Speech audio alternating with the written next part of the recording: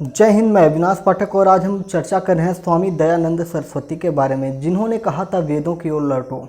इससे पहले हमने राजा राम मोहन राय का वीडियो बना दिया है, जिसको आप देख सकते हैं, पूरा का पूरा NCERT पैटर्न पर आधारित। तो चलिए आइए शुरू करते हैं। अगर इनके जीवन परिचय की बात करें, किनके, स्वामी दयानंद सरस्वती के, तो आइए शुरू करते हैं जीवन परिचय से। दयानंद सरस्वती का जन्म 12 फरवरी 1824 में गुजरात के मोरवी नामक स्थान पर हुआ। इनका बचपन का मूल नाम मूल शंकर था। ये क्वेश्चन कई बार बने हुए हैं कि स्वामी दयानंद सरस्वती का बचपन का नाम क्या है, तो मूल शंकर है। ठीक है। 16 वर्ष की अल्प आयु में ही इन्होंने बहन की मृत्यु के बाद वैराग्य ले लिया था। इनकी बहन की मृत्यु हो गई थी, उसके बाद इन्होंने वैराग्य ले लिया था। कितने वर्ष में? 16 वर्ष की आयु में।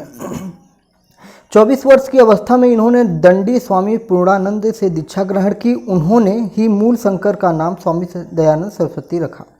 इनकी मृत्यु की बात करें तो 30 अक्टूबर 1883 को अजमेर में हुई थी। अजमेर कहाँ पर है? आपका राजस्थान में है। अगर इनके कार्यों की बात करें तो इन्होंने जाति भेदभाव, छुआछूत, बाल विवाह का विरोध किया और विधवा पुनर्विवाह तथा अंतर्जातीय विवाह का समर्थन किया। 1822 में गौरक्षिणी सभा की स्थापना की। 1822 ईस्वी में गौरक्षिणी सभा की स्थापना की और तथा गायों की रक्षा हेतु गौ रक्षा आंदोलन चलाया। मतलब गायों से इन्हें विशेष प्रेम था, विशेष लगाव था और गायों की रक्षा के लिए गौरक्षिणी सभा की स्थापना की और उनकी रक्षा के लिए आंदोलन भी चलाया।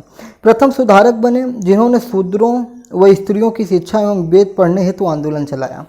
कहने का तात्पर्य है कि ये ऐसे सुधारक बने जिन्होंने, मतलब एक तरह से कहा जाए तो धार्मिक सुधारक की तरह इन्होंने काम किया। इन्होंने क्या किया कि धर्म को भी पकड़े रखा, छोड़ा नहीं। मतलब इन्होंने कहा वेदों की ओर लौटो, लेकिन स्त्रियों की शिक्षा और शूद्रों की शिक्षा की व्यवस्था की बात की। आर्य समाज इन्होंने ही इसकी स्थापना की थी। किसने? दयानंद सरस्वती ने। आर्य समाज की स्थापना किसने की थी? तो दयानंद सरस्वती ने की थी। कब की थी? 1875 में किया था। ठीक है। अगर पूरी बात करें तो 1875 में दयानंद सरस्वती द्वारा बंबई में आर्य समाज की स्थापना की गई। उद्देश्य क्या था इसका? बौद्धिक धर्म को पुनः शुद्ध रूप से स्थापित करना। मतलब जो धर्म है हमारा, उसको एक तरह से फिर से स्थापित करना। मतलब करेक्शन का काम किया गया कि उसमें जो कुरीतियाँ हैं उसको बाहर निकाल कर कुछ नया चीज़, उसको एक तरह से नया बनाने की कोशिश की गई। भारत को सामाजिक, धार्मिक और राजनीतिक स्तर पर एक सूत्र में बांधा। भारतीय सभ्यता और संस्कृति को पाश्चात्य प्रभाव से बचाना, ये था इनके उद्देश्य, ये थे। अगर नारा की बात करें तो, जो कि मैं बार बार कहते जा रहा हूँ, वेदों की ओर लौटो, तो इनका नारा था वेदों की ओर लौटो। भारत भारतवासियों के लिए है, ये इनका दूसरा नारा था।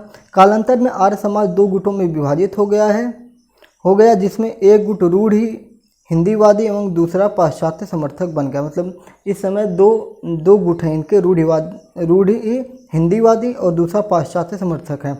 इन्हीं पाश्चात्य शिक्षा समर्थक गुट, मतलब जो पाश्चात्य शिक्षा समर्थक जो थे, लाला लाजपत राय थे, वह हंसराज थे, ने मिलकर 1899 में दयानंद एंग्लो वैदिक कॉलेज की स्थापना की। मतलब लाला लाजपत राय और हंसराज, ये लोग जो थे, ये पाश्चात्य सभ्यता, मतलब पश्चिमी भाषाओं का, इंग्लिश वगैरह का ज़्यादा जोर दिया और 1899 में दयानंद एंग्लो वैदिक कॉलेज की स्थापना की। अगर स्वामी दयानंद सरस्वती जी के रचनाओं की बात करें तो इसमें इन्होंने 1874 ईस्वी में सत्यार्थ प्रकाश, फिर 1866 ईस्वी में इन्होंने वेद भाष्य खंडन, फिर 1876 में वेद भाष्य भूमिका, 1887 में ऋग्वेद भाष्य, 1873 में अद्वैत मत का खंडन, 1875 में पंच महायज्ञ और 1875 में ही वल्लभाचार्य के मत खंडन, ये इनकी रचनाएं हैं।